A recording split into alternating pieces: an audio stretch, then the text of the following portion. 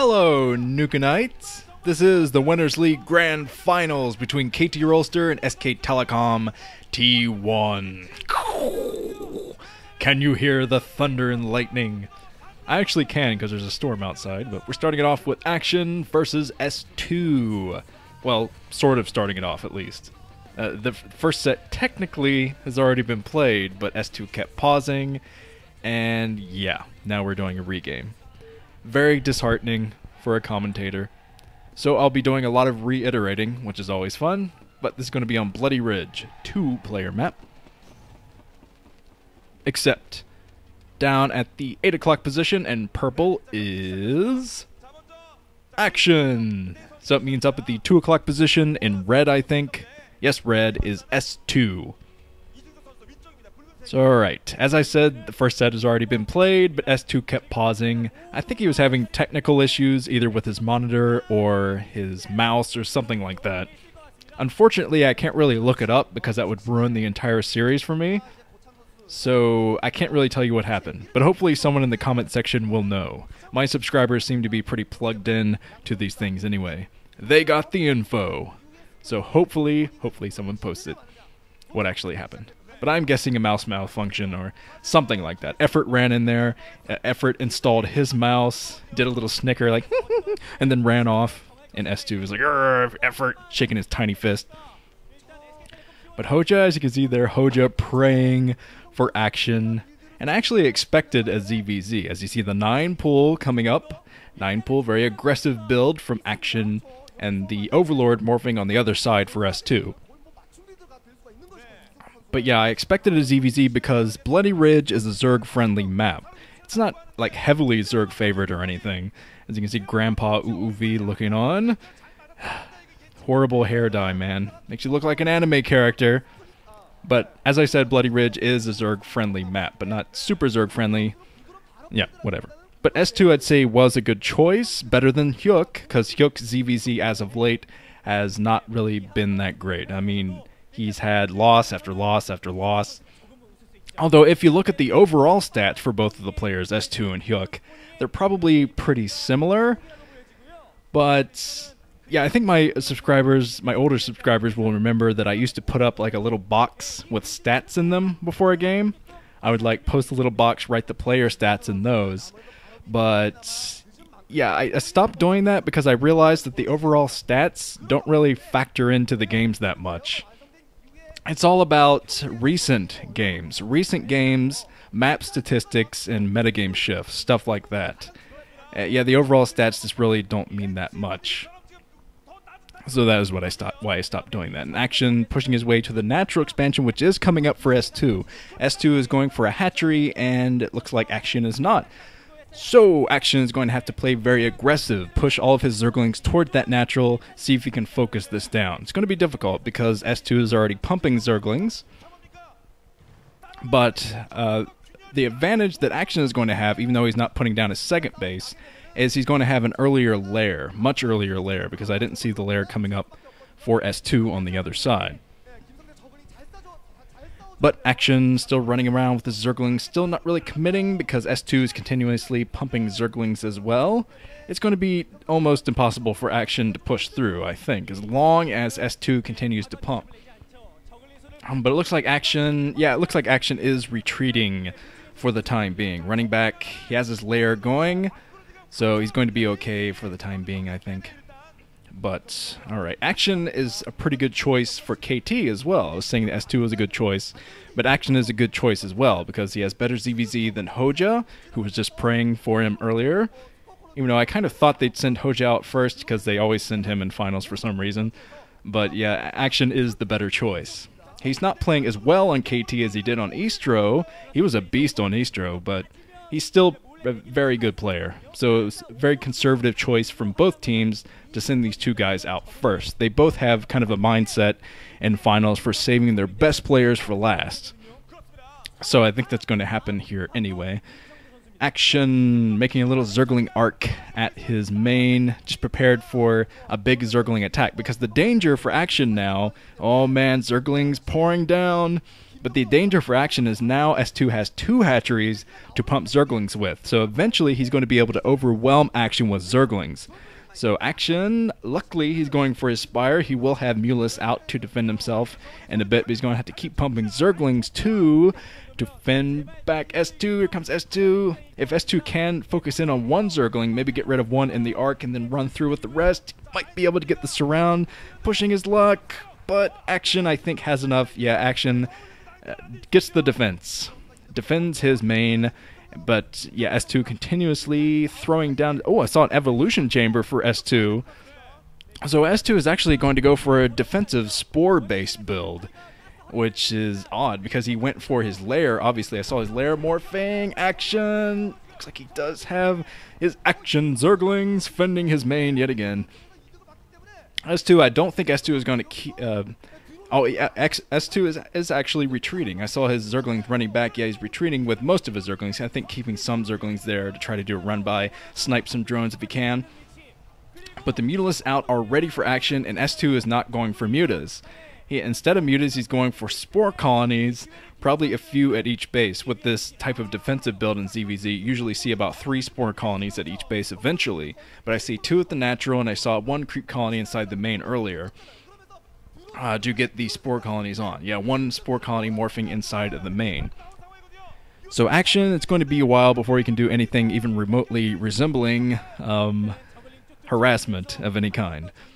If he's going to be doing harassment, he's going to be doing it with Zerglings if he can sneak those by, like S2 is trying to do. S2 snuck by 1 Zergling inside of the main. There's the KT coach is like, not good, I hate Spore Colonies. But one thing that Action can do, since he's not focusing on that second base, Action is not putting down a second base, what he can do is group up as many units as he can from that 1 hatchery and then push the front with 2 types of units, his Mutas and his Zerglings. Push the front, try to focus down the Spore Colonies, but he has a drone hovering around his natural expansion. I saw that he pulled some drones off of his extractor too, so he is putting down his second base. So he's going to try to compete and catch up to S2 as far as economy goes. He had 1 Mutalist in there to get the scout on how many Spore Colonies were there. He saw that second one morphing inside the main too. So at least he's in the know there, knowing, well, I can't really do harassment right now, but maybe I can do a big attack of the front or a Zergling run-by to get my harassment done.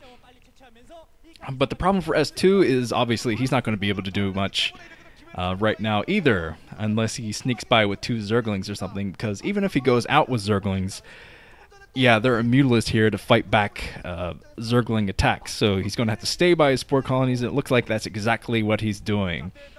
And S2, actually very smart from S2, he's mining only from the right side of the minerals, as close to the Spore Colony as he can get. So that's actually a very smart move from him, but running out with these Zerglings is not so smart, losing a couple to the Mutas. Rogue Zerglings trying to run out there and get some harassment done, but now Action is moving up with all of his own Zerglings, so he might be going for that big attack that I was talking about earlier.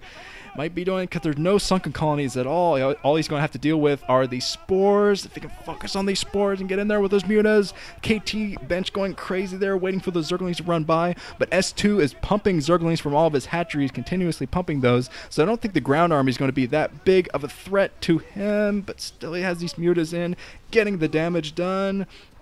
Action running by the rest of the Zerglings, trying to get inside the main and snipe some drones. Oh, very sullen SKT coach saying, oh man, this could be bad. Only 2 Zerglings now inside the main from those 4 that were there earlier, but these 2 will be enough to snipe drones if the drone micro isn't up.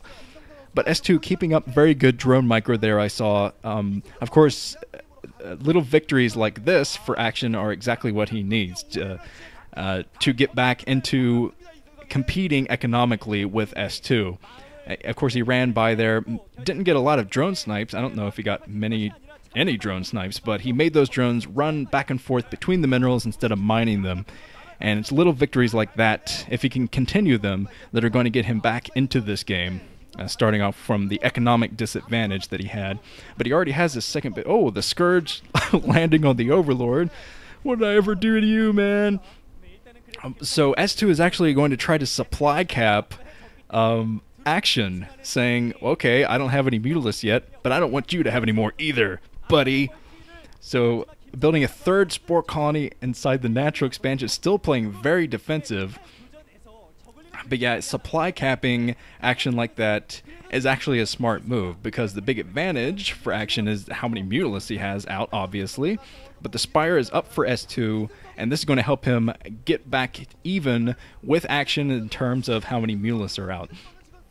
But still, the Zerglings running around trying to get something done. There are the first Mutalisks out for S2, actually, just flying around. They can't really do anything yet, obviously, because Action has so many mutas. S2's mutas would be completely destroyed, so he's got to play still very defensively. And S2, as you can see, he has a lot more drones saturating his natural expansion than Action does. So Action isn't really thinking that far ahead. Action is trying to get as many mutas as he can, obviously, so he's kind of cut his drone production. He just has the drones on the extractor, the second extractor, and that will help him out a lot. But more Zerglings sneaking in, trying to kill those gas drones, but I'm not sure if any gas drones went down at all. I don't think they did. But Action gripping up some Scourge, and actually Action is moving out with a drone. I think he's going to try to take a third base, even though he hasn't really saturated his second. Yeah, he is going for a third base over at the 9 o'clock, but there's a Zergling. Very smart game sense from S2 to just put a Zergling there, completely anticipating the Action might go out for a third base. Not able to snipe that drone, though, so the drone is putting down the third base.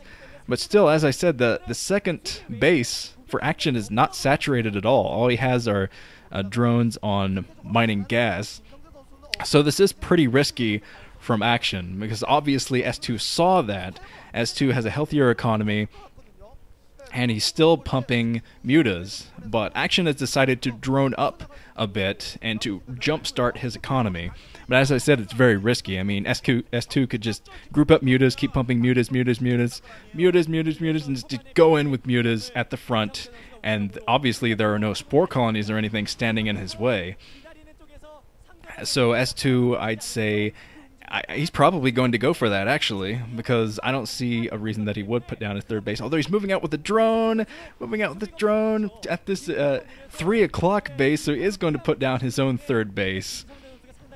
But still, he does have a healthier economy than Action, just because of how many drones are mining at the natural. But now Action is moving out with his own mutas, might be able to shut that 3 o'clock base down pretty quickly, as his own 9 o'clock base is going to pop up. But an awful lot of mutas are out now for S2. He has committed all mutas, and Action is going to have to catch up now, because Action, I think, is behind on Mutalisk count. He's going to have to probably put down his own Spore Colonies or something at home to defend himself against this huge fleet of Mutalisks that are out there. But no, S2 is moving out right now. Action, he does have some Scourge, so a nice Scourge trap might be able to get this done. And the third hatchery is going to help a lot, obviously. Pumping from that is going to help, but I'm not sure if it's going to be in time. The third hatchery, I think, just pumped some Scourge over there. But the third hatchery is up for Action, but a lot of drones over here. And actually, harassment over at the 9 o'clock position, too. So here comes Action. A huge Mutalisk battle. Some nice Scourge traps from Action landing on that. But some Scourge from S2 as well, working their way down. I think the Action is behind. Yes, still behind. Still not saturated at that natural and just running out of mutas. Absolutely nothing left for Action. There's the GG from Action. A little bit too risky from the ZVZ man. Looking very disappointed in himself for that first loss, but nicely played by S2, exactly what he needed to get done. And without further ado, let's move on to that second set.